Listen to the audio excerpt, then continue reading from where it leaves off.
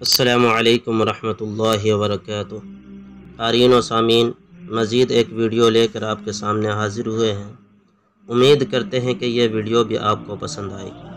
عنوان ہے نماز کے بارے میں حضرت عبداللہ بن مسعود رضی اللہ تعالی عنہ کے ارشادات۔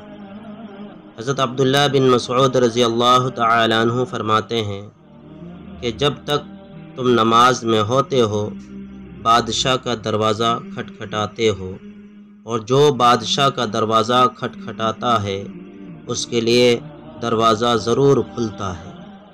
اسی طرح حضرت عبداللہ بن مسعود رضی اللہ تعالی عنہ فرماتے ہیں، اپنی ضرورتیں فرض نمازوں پر اٹھا رکھو، یعنی فرض نمازوں کے بعد اپنی ضرورتیں اللہ سے مانگو۔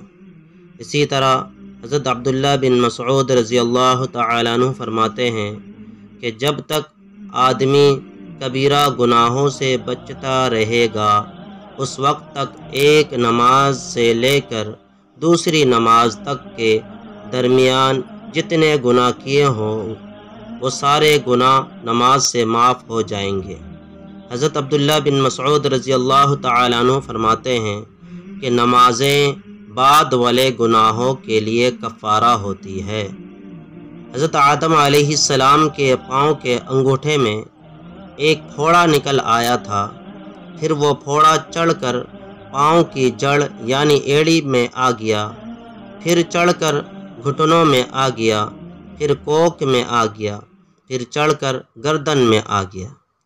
پھر حضرت آدم علیہ السلام نے کھڑے ہو کر نماز پڑھی تو وہ پھوڑا کندھوں سے نیچے آ گیا۔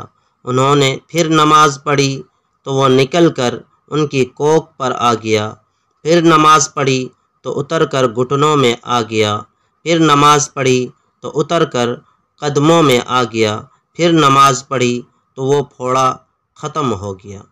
حیات الصحابہ۔